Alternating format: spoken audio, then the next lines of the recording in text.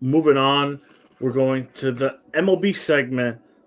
Specifically, this controversy about this new bat that people think, first of all, a lot of people think that I'm not a Yankees fan, I'm a White Sox fan, but the Yankees are getting a lot of heat because they're the team that has the most players using what's being labeled the Torpedo Bat. It's basically, instead of like a, hold on, let me see if I can find a photo of it. I don't see it on the screen yet. Can you see the screen? Loading. Okay, so this is a normal or a typical MLB bat right here. It's kind of like linear. It's thin and then evens out to one whole thing. The most notable thing is that both these bats weigh the same. They don't. This one isn't heavier or this one isn't lighter. The thing is, they took most of the stuff here, or I think it was down here, and moved it up so it looks like kind of a torpedo shape. The purpose of that is because you want to hit the ball right here. This is where you're going to get the most power, or I guess in a normal bat right here. If you get contact in this general area, that's where you want it to get the most power and speed. But some players swing a little aggressive, so they hit it with this part right here.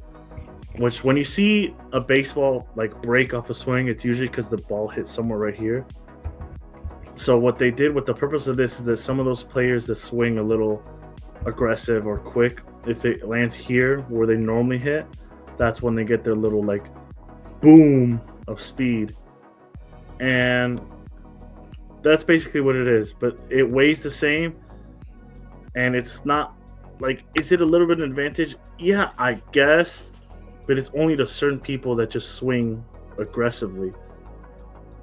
It's only being brought up as a controversy because two players that are using it, Cody Bellinger and Jazz Chisholm for the Yankees, are hitting it and hitting home runs and just playing really good.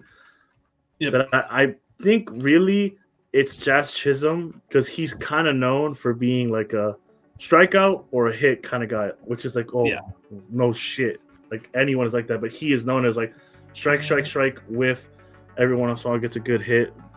But last year with the regular bat, he still had 29 home runs, so it's not like he doesn't get home runs.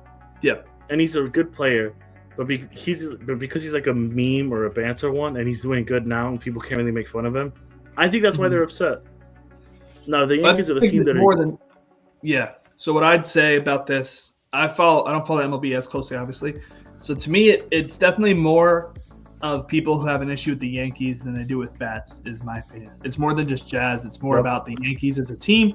It's because of, if we're being, the 15 home runs in the first 3 games.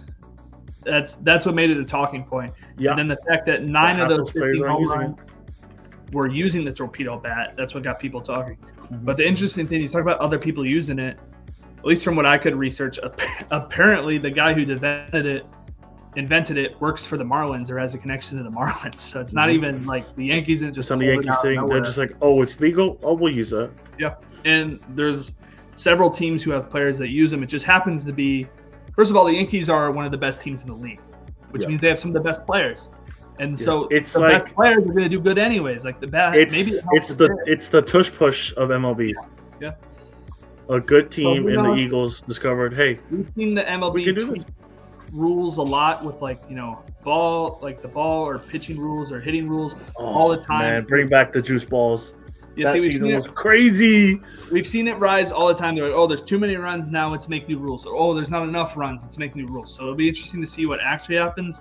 But as of this season, everyone can use them, so I don't think there's really a complaint here. It's just I think it's early in the season and people want to talk about something, if we're being honest. Plus, there's 18 players I'm just according to this list. They use it, and only 5 of them are on the Yankees. Yep. And out of those 5, only 2 of them are playing good with it, and it's Cody Bellinger and Jazz Chisholm. Yep. Lindor, who is a really good player, but this year struggling pretty bad, he's using it. The people aren't bringing it up. In fact, people are saying, hey, go back to the normal bat. Mm-hmm. I think it's a dumb controversy. Yeah. If you don't like it, you think it's unfair, use it. Mhm. That's it. Can I keep these controversies going and just hit Yeah, on go my 2 MLB talking points? Okay. ahead. So the first one, I think this one connects slightly to this because it's been a Yankees complaint. I think the salary cap discussions among fans and teams, everything is. Yeah. I feel like we're reaching a turning point. We might even lock. Like I've seen a lot of reporters saying a lockout seems very likely to get something done. And all I want to say is most people are complaining about the top teams spending too much, which to an extent I can get. But if we're being honest, I'm a Pirates fan, so like you would think I'd be all over this, like, oh, they're spending too much. The reality is the main problem is the teams who aren't spending anything, and their salary floor is floor is the way most more important than a cap. Like I get having a cap, but if they do a cap and they don't put a floor, it will be the most useless and stupid thing they've ever done. I wouldn't put it past them, but it would be the dumbest thing I've ever seen. So if having a cap means we get a floor, then I'm all for it. I'd be for even just a floor. If they're like, hey, you get we because the reality of baseball is, money gets pooled, right? So like in a lot of sports, your top revenue teams they give money to these crappy teams, and then these crappy teams turn around and they don't spend it on the team. They keep it for themselves. Like my Pirates. Who have So that's my main. All I'd say about and fans of teams who don't spend money. Continuing off of the salary thing, I don't like the deferred payments thing. I hate it. Ohtani's that part's only getting bad like too. less than $5 million for like 5 years, but his total contract is for $700. I hate it. It pisses me off because they'd have to find a way to kill that too with the cap. Boom. The Yankees are 7th. They're not paying this much. They owe way more because of their fucking deferred payments. Same thing. These guys are already paying $331 million without paying Ohtani. Yeah. Like, aren't they deferring on the other Japanese kids too? Man. We should pull up the lowest payroll teams because those are the ones we need to call out. That's my problem. I think that's part of the problem is I get being a fan of baseball. Like, I don't watch a lot of it because if I'm being honest, I'm a fan of a team where I know we will never win. And it's one of the few sports in North America where you can be a fan of a team and know they would never win. The rest of the leagues have built-in parity, so you at least have false hope. There is no hope in baseball for the Pirates down on that list, if we're being honest right now. Pirates are only paying $77 million of their players. Yep. As a Pirates fan, you know you're not winning anything. Are only putting 41. As an A's fan, you know you're not winning anything. As a Marlins fan, you know you're not winning anything. Currently, as a Red Sox fan, you know you're not winning anything. The only team here that I think maybe is Cincinnati because they have a future. They have young players, so obviously the payroll isn't super high. Real quick, what's the lowest team paying right now? Would you say 41? Okay, and then what's the highest team paying? Oh, if you don't want to know, it's the Phillies at 237 or 273. Dude, so 273 minus. That is a $232 million gap between payrolls in one league. I think that's a joke. I think they should have a minimum of around. Honestly, I think 60 is a good minimum. At least. And then if they're gonna do a cap, 200. Yeah, like your floor is supposed to be like maybe half or even a little under half of your cap. Because in the NFL, no team leaves a huge gap in their salary. Everyone is always around or above the cap. The NFL does it best. It's just obviously it's the biggest business too, so it's a little easier. But it's just small market. I think what hurts baseball is how many games there are. It's too many. Local TV deals hurt too because some teams have legitimate local TV deals, and some teams I have MLB TV. I can't watch a Dodgers game unless it's a home one. Yep. Or no, unless it's an away one. Yeah. If it's a home one, I can only watch it if I have the FanDuel TV and I live in LA. Yeah, it's dumb. It's oh my god! Like I can watch any Reds game I want though.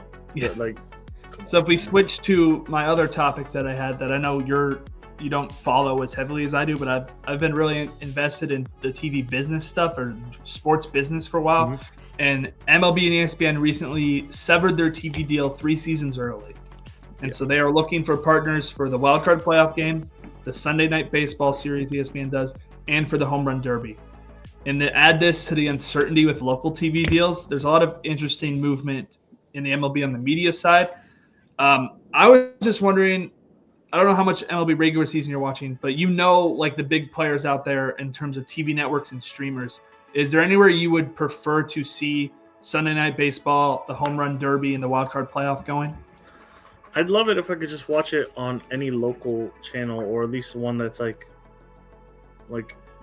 easy to access. So I guess I'll report a little bit on what I know. So Fox, they're already partners with, obviously.